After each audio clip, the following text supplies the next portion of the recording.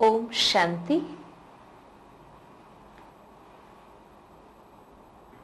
आज हम सुखमय संसार के बारे में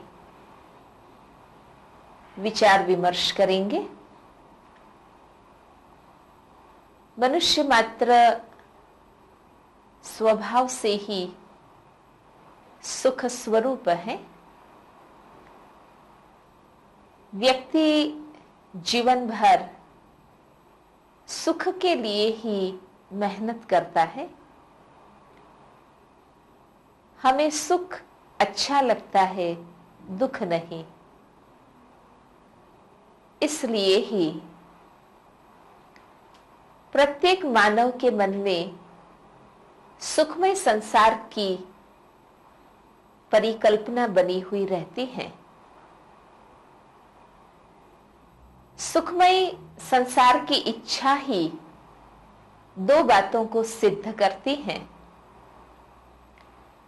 एक तो सुखमय संसार हमें चाहिए, ये बात सिद्ध करती है कि पहले भी कभी हमने सुखमय संसार का अनुभव किया हुआ है, तब तो फिर से प्राप्त करने की हमें इच्छा होती है। और दूसरी बात यह सिद्ध होती है कि हमें सुखमय संसार चाहिए, माना अभी जो संसार है वो सुखमय नहीं है, दुखमय है। संसार के बारे में विभिन्न प्रकार के विचार सबके मन में रहते हैं। कई कहते हैं कि ये संसार मिथ्या है, लेकिन ये विवेक से सोचने की बात है कि अगर संसार मिथ्या है, फिर तो संसार का नियंता परमात्मा भी मिथ्या हो गया। अपने को जगत गुरु कहलाने वाले भी मिथ्या हो गए। फिर तो इस संसार में जीवन जीने वाले हम और हमारा जीवन भी मिथ्या हो गया। तो वास्तव में संसार मिथ्या नहीं है। संसार तो निश्चित नियमों और सिद्धांतों के अनुसार चल रहा है। हम जीवन जी रहे हैं, कर्म कर रहे हैं, कर्म फल भोग रहे हैं। ये वास्तविकता है, मिथ्या नहीं है। कई कहते हैं कि राम जी ये संसार बना ही नहीं है। अब हम यहां जन्म लेते हैं, पैदा होते हैं, जीवन जीते हैं, शादी करते हैं, गृहस्थी बनाते हैं, बच्चे पैदा करते हैं और इतना विस्तार करके फिर हम कहते हैं कि ये संसार बना ही नहीं है। तो इतना जो बड़ा विस्तार हुआ वो किससे हुआ? कई दुनिया की वर्तमान स्थिति को देखते हुए कहते हैं और गाते हैं कि काहे को दुनिया बनाई। भगवान को कहते हैं कि क्यों आपने दुनिया बनाई। लेकिन दुनिया बनाई नहीं गई है, दुनिया तो बनी हुई ही है। बनी बनाई बन रही, हम ऐसा गाते हैं। यह सृष्टि नाटक अनादि अविनाशी है। प्रकृति, पुरुष और परमात्मा, इन तीन परिबलों से यह विश्व नाटक बना हुआ है। प्रकृति भी अनादि अविनाशी है।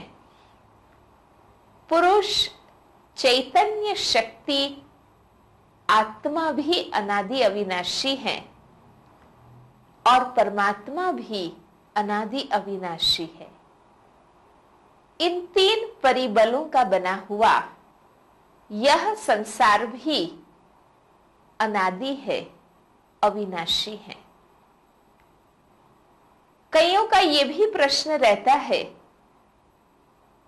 संसार के दुख, सुख, मारामारी, लड़ाई झगड़े, धोखाधड़ी, ये सब देखते हुए वे प्रश्न करते हैं कि क्यों ऐसी दुनिया बनाई है। लेकिन परमात्मा ने ऐसी दुनिया नहीं बनाई है। परमात्मा ने तो सुखमय, श्रेष्ठ, संपन्न, पवित्र दुनिया ही बनाई थी। लेकिन इस समय वो पुरानी, दुखमय, जर्जरीभूत हो गई है। जैसे हमारे बाप दादा के बाप दादा के बाप दादा ने अपने समय में कोई मकान बनाया हो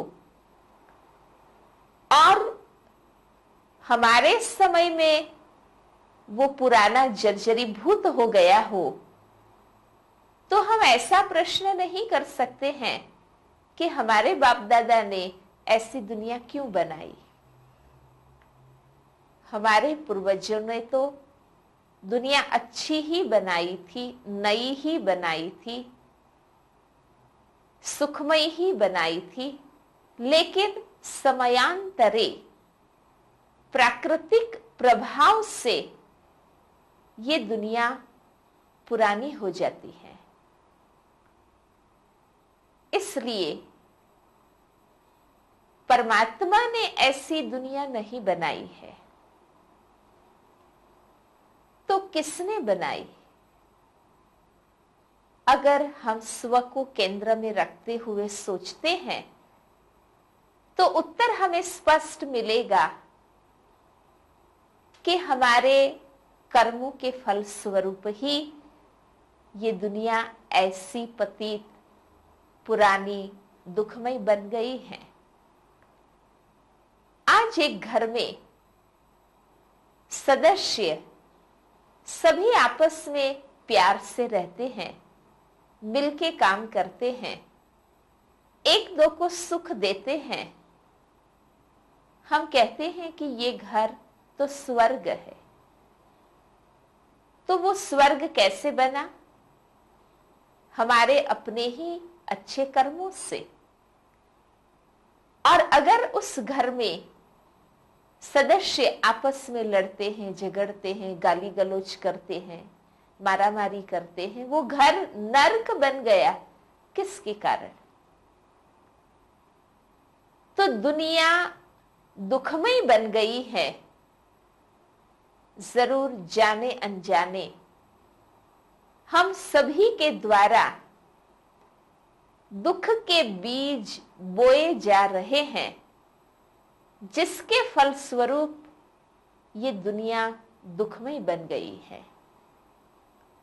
तो अब हमें ही इसको सुखमय बनाना होगा, क्योंकि व्यक्तिगत रूप से अगर मैं अपने जीवन को पूर्ण सुखमय बनाना चाहती हूं, तो उसके लिए समग्र संसार का पूर्ण रूप से सुखमय होना जरूरी है। नहीं तो अन्य जो दुखी होंगे उनके वाइब्रेशंस हमें भी दुख का अनुभव कराते रहेंगे। इसलिए अगर मुझे सुखमय होना है तो उसके लिए पूरे संसार को सुखमय बनाना होगा, और समग्र संसार को सुखमय बनाने के लिए सर्व के सहयोग की आवश्यकता है। जैसे जाने अनजाने हम सभी के द्वारा नकारात्मक वृत्ति प्रवृत्त होती है, तब तो दुनिया की स्थिति दुखमय बन गई है। अब हम सभी के द्वारा अपनी सकारात्मक वृत्तियों को हम शक्तिशाली रूप से प्रवृत्त करेंगे तो इस दुनिया को सुखमय बनाना मुश्किल नहीं है। संसार की इकाई व्यक्ति है, व्यक्ति से समष्टि है। हम इकाई को ठीक करेंगे तो सब कुछ ठीक हो जाएगा। केवल स्थूल साधन, मकान, रास्ते नए बनाने से विश्व नया नहीं बन जाता है। विश्व की वर्तमान स्थिति को बदलने के लिए व्यक्ति के परिवर्तन की आवश्यकता है। व्यक्ति में भी उसकी चैतन्य शक्ति का परिवर्तन जरूरी है। इसलिए हम सबके मिले जुले पुरुषार्थ की आवश्यकता है। आज कई बार हम सोचते हैं कि दूसरे दुखी हैं, अशांत है, किसी भी हालत में है, इससे हमारा क्या है, हमें क्या पड़ी है, कौन परवाह करता है। परंतु नहीं, यह विश्व एक परिवार है। न केवल हम मनुष्यात्माएं इस परिवार में हैं, लेकिन प्रकृति, पशु, पंछी और हम मनुष्यात्माएं, इससे बना हुआ ये विश्व अपने आप में एक परिवार है। और इसलिए जब तक हम अपने स्वार्थ से ऊंचे उठकर अपनी सकारात्मक वृत्तियों को मानव जाति के सुख के लिए प्रवृत्त नहीं करेंगे, तब तक सुखमय संसार नहीं हो सकता है। इसलिए जो जहां है, जिस स्थान पर है, जिस कार्य क्षेत्र में है, वहां से वो अपने से ऊपर उठकर अपने सद्गुणों को, सद्भावनाओं को, सद्वृत्तियों को विश्व के लिए प्रवृत्त करेंगे तो हम सहज ही सारे संसार को सुखमय बना सकते हैं। कोई एक व्यक्ति के लिए मान लो पूरा मोहल्ला साफ करना मुश्किल हो सकता है, लेकिन उस मोहल्ले वाले हर घर के सदस्य ये लक्ष्य लें कि हम अपने आंगन को साफ रखेंगे और अपने घर का किचड़ा दूसरे के आंगन में नहीं डालेंगे, तो पूरे मोहल्ले को साफ करना सहज हो जाएगा। इस प्रकार हम सभी ये लक्ष्य लें कि हम हरेक अपने जीवन के जिम्मेवार बने और हम अपने मन, वचन, कर्म को, अपने आचरण को, व्यवहार को पवित्र, शुद्ध और सुखमय बनाएं तो हम सबके पुरुषार्थ से वातावरण को बदलना मुश्किल नहीं है। आज एक फैक्ट्री के अंदर 50-100 मजदूर कार्य करते हैं। उसमें से काफी तो दिल से कार्य करना चाहते हैं, मेहनत करना चाहते हैं। 2-4 ही ऐसे होते हैं जो कामचोर होते हैं, फर्ज बजाना नहीं चाहते, अधिकार ही लेना चाहते हैं। उस 2-4 की कामचोर वृत्ति के कारण सारे फैक्ट्री के अंदर आंदोलन उठ सकता है, हड़ताल हो सकती है, तालाबंदी हो जाती है। 2-4 की नकारात्मक वृत्ति प्रवृत्त होने से इतने बड़े संगठन में ये बात हो सकती है। तो क्या हमारे सकारात्मक वृत्ति में इतनी शक्ति नहीं है कि हम इनको शक्तिशाली रूप से दृढ़ता से प्रवृत्त करें तो हम आज के वातावरण को बदल सके। विश्व पिता परमात्मा भी संसार को सुखमय बनाने के लिए यही परियोजना हमें देते हैं कि हर व्यक्ति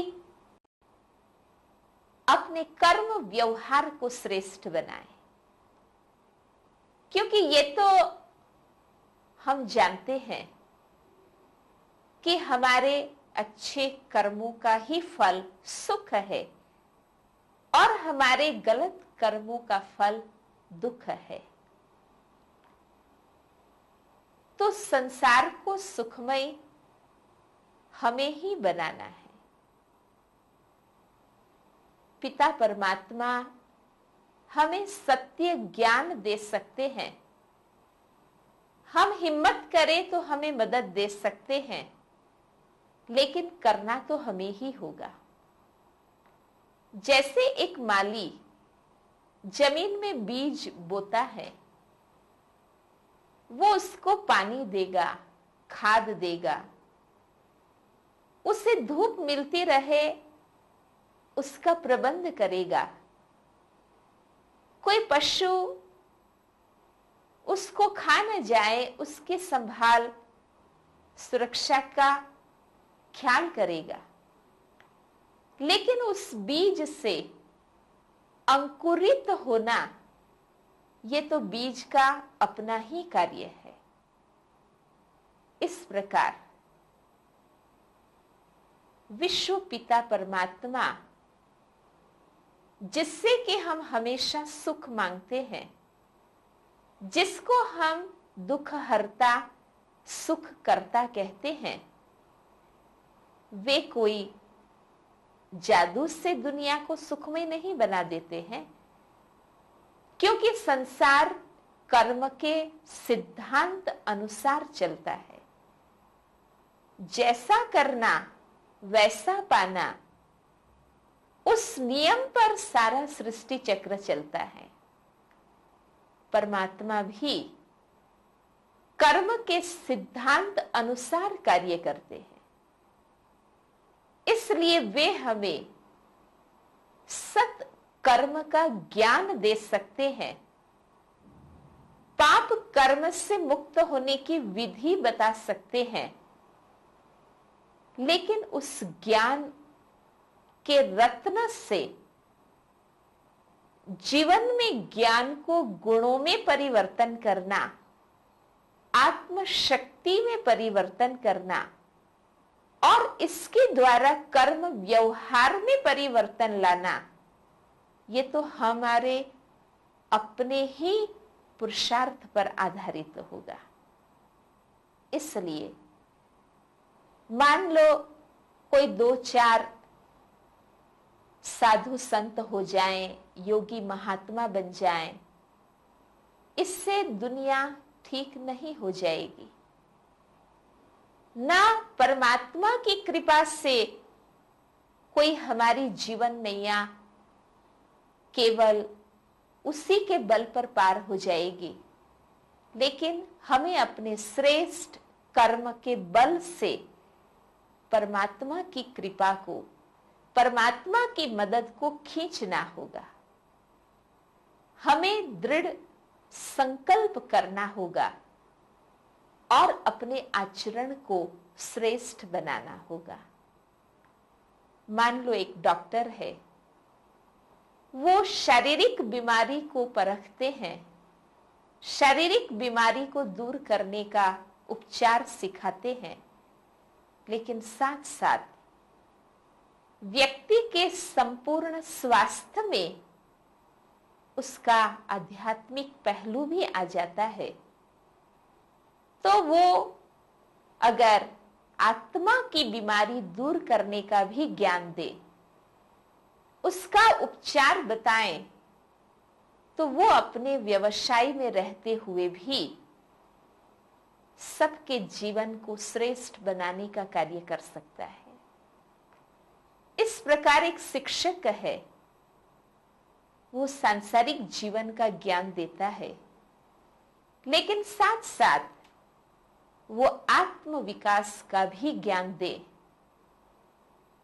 नैतिक मूल्यों के पुनरुत्थान का भी पढ़ाई सिखाएं, तो वो अपने क्षेत्र में रहते हुए इस दुनिया को व्यवस्थित बनाने का कार्य कर सकता है।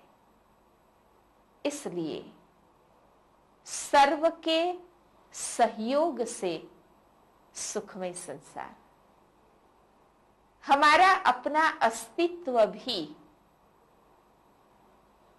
सबके सहयोग से बना हुआ है। हम जन्म लेते हैं, हमारी पालना होती है, पढ़ाई होती है, समाज के बीच हम आते हैं, हमारे जीवन में कितनों का सहयोग होता है।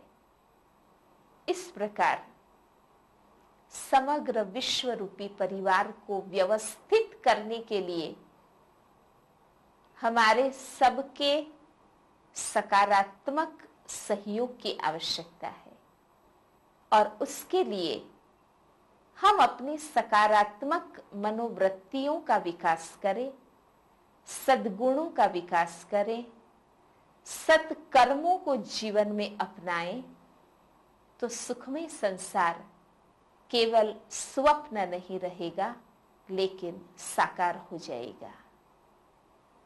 तो आइए हम सभी आज से ही ये दृढ़ संकल्प करें और अपने अपने क्षेत्र और स्थान से संसार को सुखमय बनाने का पुरुषार्थ आरंभ कर दे।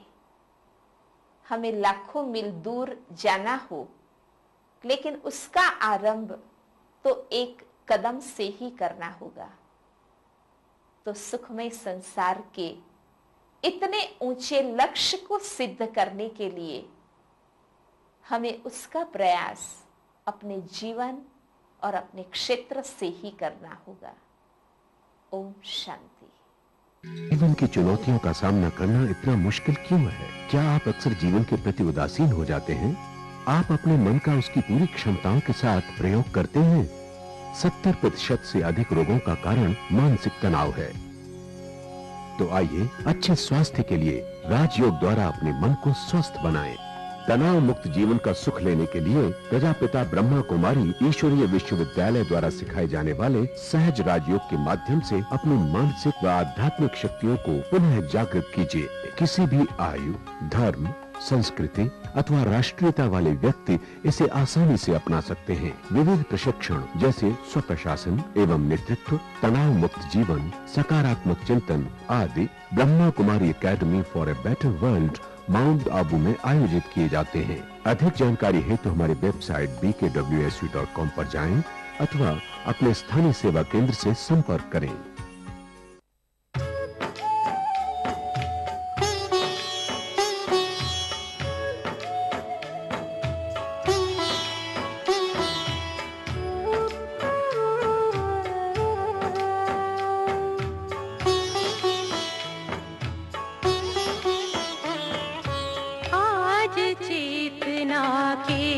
पट खोलो, आज चेतना के पट खोलो। प्रभु प्रेम किरण को आने दो, प्रभु प्रेम किरण को आने दो। दो पल ध्यान धरो शिव का, दो पल ध्यान धरो शिव का। जीवन बगिया मुस्काने दो, जीवन बगिया मुस्काने दो। आज चेतना के पट खोलो।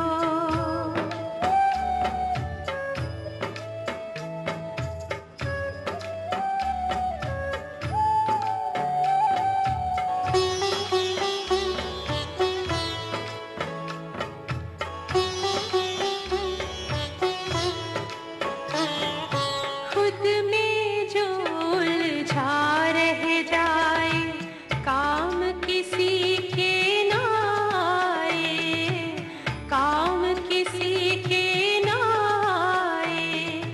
वह जीना भी क्या जीना है जो खुद में जिए और मर जाए, जो खुद में जिए और मर जाए। रहे द्वार दया का सदा ही खुला, रहे द्वार दया का सदा ही खुला। औरों का भला हो जाने दो, औरों का भला हो जाने दो। प्रभु प्रेम किरण को आने दो। आज चेतना के पट